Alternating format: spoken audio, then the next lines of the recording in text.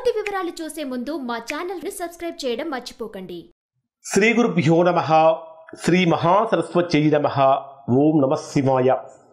Narayana Sastry astrology channel వీక్షిస్తున్నటువంటి ప్రేక్షక మహాశీలకు స్వాగతం, సుస్వాగతం.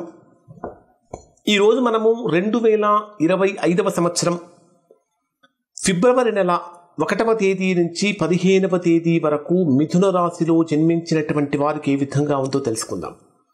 మిథున రాశి వారి యొక్క గ్రహస్థితిని కనుక పరిశీలించినట్లయితే ప్రస్తుతం ఫిబ్రవరి నెలలో మొదటి పక్షంలో మిథున రాశి వారికి మిశ్రమమైన ఫలితాలే కనిపిస్తున్నాయి. కారణం ఏమిటంటే అనుకూలతల కంటే ప్రతికూలతలు ఎక్కువగా ఉంటాయి కాబట్టి కొద్దిగా జాగ్రత్తలు పాటించాలి. ఎక్కడ ప్రతికూలతలు ఉన్నాయో చూద్దాం. ప్రధానంగా మీ రాశ్యాధిపతి అయినటువంటి బుధుడు రాశికి అష్టమ స్థానంలో సంచరిస్తున్నాడు. తృతీయాధిపతి అయినటువంటి బుధుడు, తృతీయాధిపతి అయిన రవి అష్టమ స్థానంలోనే ఉన్నాడు. చతుర్థాధిపతి అయిన బుధుడు అష్టమ స్థానంలోనే ఉన్నాడు. అష్టమ స్థానంలో రవి బుధ గ్రహాల యొక్క కలయిక మిథున రాశి వారికి చేసేటటువంటి పనులలో పూర్తి ఆటంకాలు కలిగిస్తుంది. ఏదైతే మీరు ఒక టార్గెట్ పెట్టుకుని ఆ టార్గెట్ రీచ్ అవ్వటం కోసం ప్రయత్నిస్తూ ఉన్నారో ఆ ప్రయత్నాలన్నీ కూడా ఆటంకాలతో ఉంటాయి. అంటే చేసేటటువంటి ప్రతి పని కూడా ఒడిదుడుకులతో కూడుకొని ఉంటుంది. అంటే ఫ్లక్చుయేషన్స్ అనేటటువంటివి ఎక్కువగా ఉంటాయి. ఇది మాత్రమే కాకుండా మీ జన్మరాశిలోనే కుజుడు వక్రంలో సంచరిస్తున్నాడు. మీ రాశికి షష్టాధిపతి మరియు లాభస్థానాధిపతి అయినటువంటి కుజుడు మీ జన్మరాశిలో వక్రంలో సంచరించేటప్పుడు ఆవేశాన్ని అదుపు చేసుకోవాలి, కోపాన్ని బాగా కంట్రోల్ చేసుకోవాలి, అనవసరమైనటువంటి విషయాల గురించి ఆలోచించకూడదు.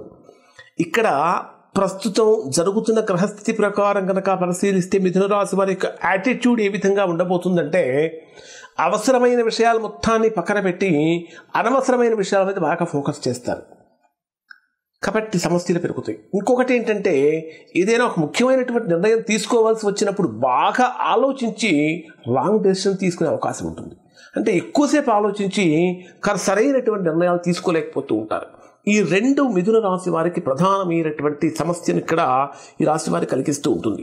ఇంకొకటి ఏంటంటే కోపాన్ని కనుక నియంత్రించుకోకపోయినట్లయితే దీని ప్రభావం వృత్తి మీద, ఉద్యోగం మీద కూడా పడుతుంది. మీ జన్మరాశికి దశమ స్థానంలో శుక్ర రాహుగ్రహాల యొక్క కలయిక జరుగుతుంది. శుక్రుడు ఎగ్జాల్టేషన్ ఉచ్చస్థానంలో ఉన్నాడు. మీ రాశికి పంచమాధిపతి ఎగ్జాల్టేషన్ ఉచ్చస్థానంలో ఉన్నప్పుడు ఉద్యోగపరంగా బ్రహ్మాండంగా ఉండాలి. కానీ దశమ స్థానంలో రాహువు, దశమాధిపతి అయిన గురుడు వ్యయంలో ఉండటం ఈ కారణం చేత చేసేటటువంటి పనిలో అధికమైనటువంటి ఒత్తిడి ఎక్కువగా ఎదుర్కొంటారు. అంటే టూ మచ్ ఆఫ్ ప్రెషర్, విపరీతమైనటువంటి ఒత్తిడి కారణం చేత కొద్దిగా ఇబ్బందులు అనేటటువంటివి రాశి వారికి కలుగుతూ ఉంటాయి. ఇంకొకటి ఏమిటంటే ఈ రాశి వారికి తృతీయాధిపతి అయినటువంటి బుధుడు కూడా అష్టమ స్థానంలోనే ఉన్నటువంటి కారణం చేత తండ్రి యొక్క ఆరోగ్యం విషయంలో కొద్దిగా జాగ్రత్తలు పాటించాలి.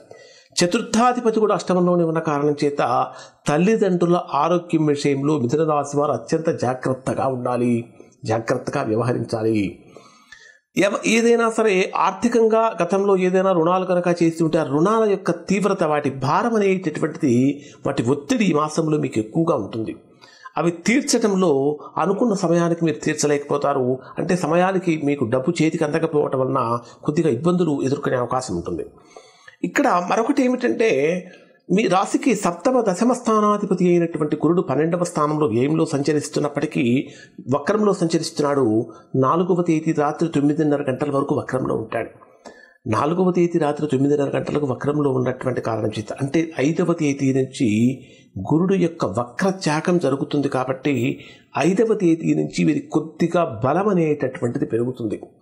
5వ తేదీ వరకు కొద్దిగా జాగ్రత్తలు పాటించినట్లయితే 5వ తేదీ నుంచి బలం అనేది పెరుగుతుంది. రవి బుధ గ్రహాలు కూడా 12వ తేదీ వరకు అష్టమ స్థానంలో ఉంటాయి. అంటే 12వ తేదీ వరకు చేసేటటువంటి ప్రయత్నాలలో కొద్దిగా స్లో డౌన్ అవ్వాలి. ఎందుకంటే మరీ ఫాస్ట్ డెసిషన్స్ కానీ అనాలోచితమైనటువంటి నిర్ణయాలతో సమస్యలు, ఆర్థికంగా నష్టాలు కలుగుతూ ఉంటాయి.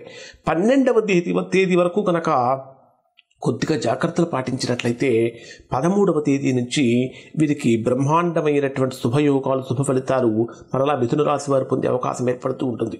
ప్రధానంగా తీసుకుంటే ఈ మాసంలో ఎవరైతే నిరుద్యోగులుగా ఉన్నటువంటి వారు ఉన్నారో వారు చేసేటటువంటి ఉద్యోగ ప్రయత్నాలు అనేటటువంటి ఫలించవు. అవకాశాలనేటటువంటివి దాదాపుగా దగ్గర దాకా వచ్చినట్టే వచ్చి దాదాపుగా తగ్గిపోతూ ఉంటాయి. అంటే ఒక ఉద్యోగపరంగా కనుక తీసుకుంటే చాలా పీక్ స్టేజ్కి అంటే హైయెస్ట్ స్టేజ్కి వెళ్ళటము మరలా డౌన్ స్టేజ్కి పడిపోవటం అంటే ఫ్లక్చుయేషన్స్ అనేటటువంటి ఈ మాసంలో మిథున రాశి వారు ఎక్కువగా చూస్తూ ఉంటారని చెప్పాలి. ముఖ్యంగా కెరీర్ వైజ్గా తీసుకునేటటువంటి నిర్ణయాలలో కొద్దిగా ఇబ్బందులు కలుగుతూ ఉన్నాయి. ఆ ఇబ్బందులు కనుక తొలగిపోవాలి అంటే ఖచ్చితంగా ఈ రాశిలో జన్మించినటువంటి వారు విష్ణు సహస్రనామ పారాయణం చేయటం అనేటటువంటి చాలా మంచిది. దాంతోపాటు విష్ణు దేవాలయాలలో అంటే వెంకటేశ్వర స్వామి దేవాలయంలో తులసిమాలు సమర్పించడం వలన కూడా ఉద్యోగ సంబంధంగా ఏర్పడినటువంటి ప్రతికూలతలన్నీ కూడా తొలగిపోతూ ఉంటాయని చెప్పాలి. అలానే ఇక్కడ డే వైజ్గా కనుక పరిశీలిస్తే మిథున రాశి వారికి ఏ విధంగా ఉండబోతుందంటే 1వ తేదీ ఉదయం నుంచి 3వ తేదీ రాత్రి 11:17 వరకు ఉండేటటువంటి సమయాన్ని కనుక పరిశీలిస్తే ఇది మిథున రాశి వారికి దాదాపుగా అనుకూలమైనటువంటి ఫలితం. అంటే చేసేటటువంటి పనులు అనుకూలతలు కలుగుతూ ఉంటాయి.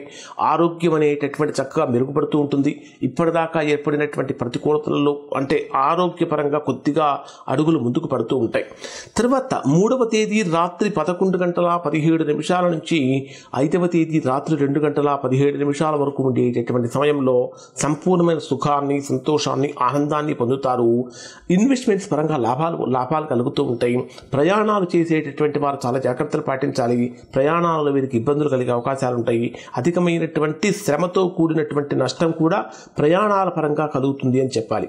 తర్వాత 5వ తేదీ రాత్రి 2:17 నుంచి 8వ తేదీ ఉదయం 6:23 వరకు ఉండేటటువంటి సమయంలో ఖచ్చితంగా బద్ధకం పెరిగిపోతూ ఉంటుంది.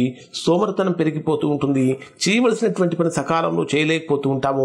శరీరం కూడా సహకరించకపోవటం కానీ అంటే స్వల్పమైనటువంటి బాడీ పెయిన్స్ కానీ విపరీతమైనటువంటి అబ్డామినల్ రిలేటెడ్ ప్రాబ్లమ్స్ కానీ కొంచెం అనారోగ్య సమస్యలు అనేటువంటి రాశి వారికి ఎక్కువగా కనిపిస్తూ ఉంటాయి. కాబట్టి ఆ విషయాల్లో జాగ్రత్తగా ఉండాలి. ఇక 8వ తేదీ ఉదయం 6:23 నుంచి 10వ తేదీ మధ్యాహ్నం 12 గంటల వరకు ఉండేటటువంటి సమయాన్ని కనుక మనం పరిశీలించినట్లయితే ఇది వీరికి సంపూర్ణమైన సుఖాన్ని సంతోషాన్ని ఆనందాన్ని కలిగిస్తూ ఉంటుంది. దాదాపుగా ఇప్పటిదాకా ఏర్పడినటువంటి ప్రతికూలతలన్నీ కూడా 1 by 1 తొలగిపోతూ ఉంటాయి. ఇక 10వ తేదీ మధ్యాహ్నం 12 గంటల నుంచి 15వ తేదీ రాత్రి వరకు ఉండేటటువంటి సమయం అంతా కూడా దాదాపుగా అంటే అనేక రకాలైనటువంటి ప్రతికూలతలు తొలగిపోయి పాజిటివ్ వైపుగా అనుకూలతల వైపుగా అడుగులు పడుతూ ఉంటాయి. ఓవరాల్గా పరిశీలిస్తే మిథున రాశి వారికి మిశ్రమమైన ఫలితాలు కనిపిస్తూ ఉన్నాయి. మరి ఇప్పుడు చెప్పిన ఫలితాలు అందరికీ వర్తిస్తాయా? అందరికీ నెగిటివ్ ఉంటుందా అంటే అందరికీ నెగిటివ్ ఉండదు. ఎవరికైతే వ్యక్తిగత జాతకంలో కూడా జరుగుతున్నటువంటి మహర్దశలు కానీ అంతర్దశలు కానీ దోషయుక్తంగా ఉంటాయో, ఎవరికైతే వ్యక్తిగత జాతకంలో జరుగుతున్న గ్రహస్థితి ప్రతికూలంగా ఉంటుందో అటువంటి వారు ప్రతికూలమైన ఫలితాలు పొందుతారు. అటువంటి సందర్భంలో ఒకసారి మీరు మీ వ్యక్తిగత జాతకాన్ని విశ్లేషణ చేయించుకొని దోషం ఎక్కడుందో తెలుసుకొని దోష నివారణ కనుక చేయించుకుంటే సత్ఫలితాన్ని పొందుతారు. ఇవి మిథున రాశికి సంబంధించిన ఫలితాలు. శుభం.